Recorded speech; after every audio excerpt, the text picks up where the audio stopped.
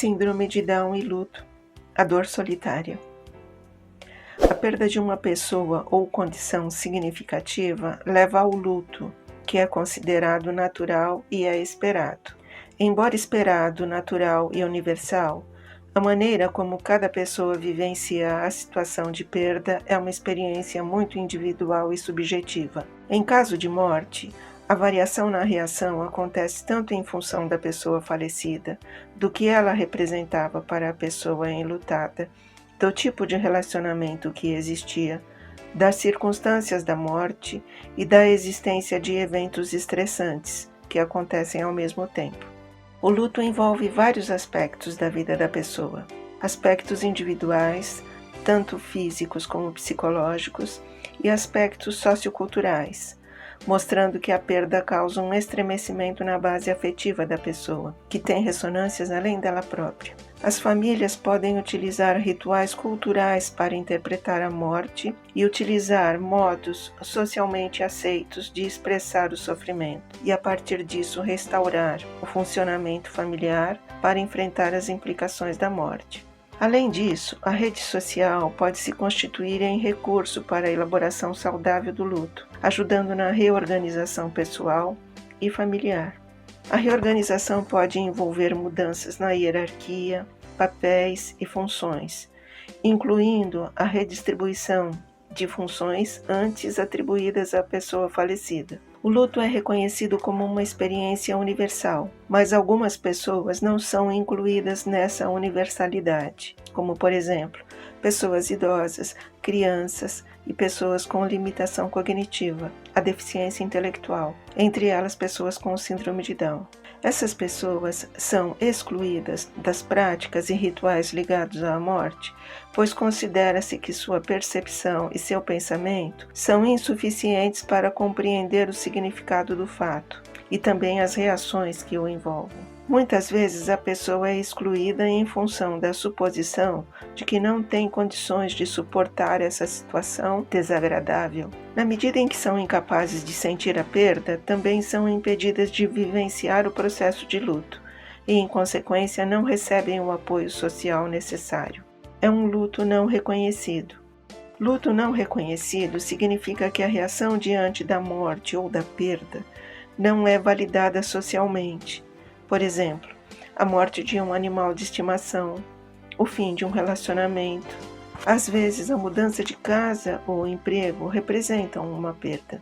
Porém, nem sempre esse sentimento de perda é reconhecido pelos outros. Acredita-se que, evitando pensar, o sofrimento será evitado. No entanto, a inibição do pensamento e das emoções pode exigir muito esforço. A impossibilidade de expressar sentimentos e emoções na situação pode contribuir para a intensificação das reações emocionais. E a isso se soma a dificuldade da maioria dos sobreviventes diante do evento, que diminui sua disponibilidade para ajudar e proporcionar apoio.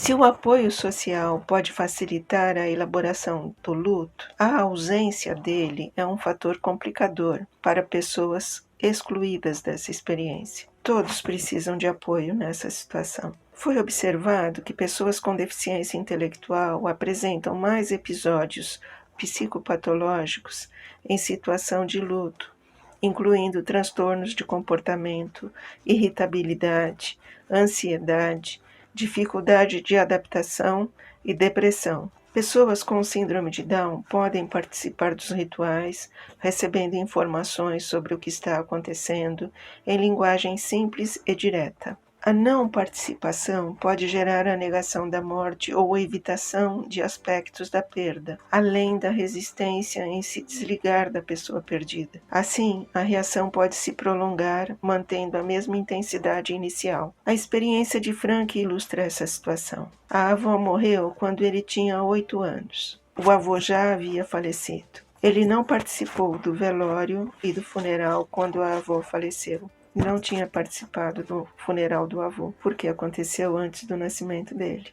Buscava a presença da avó muito tempo após a sua morte, principalmente da avó. Frank tem síndrome de Down e a família procurou poupá-lo do sofrimento, pois ele era muito apegado à avó. Assim, a avó desapareceu da vida dele.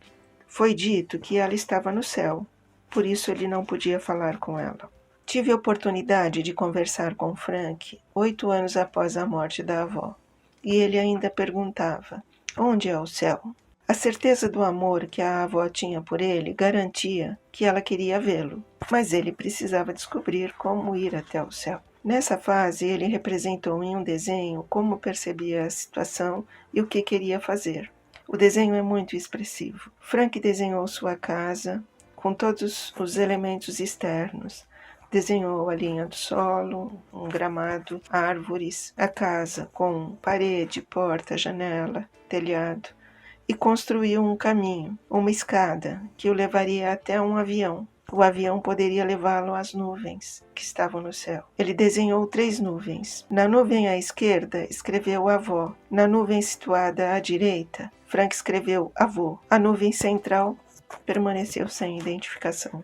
Ele não falou. Assim, ele buscou caminhos que permitissem reencontrar os avós. Gradativamente, quando pôde conversar sobre o fato, Frank compreendeu a morte como uma situação definitiva. Continuou a sentir saudade, mas sem a ansiedade de buscar um caminho para chegar até a avó e o avô. Outras mortes aconteceram na família, e então ele participou das cerimônias fúnebres. Pôde aceitar a ausência, acomodar a perda, deixar ir e continuar sua vida.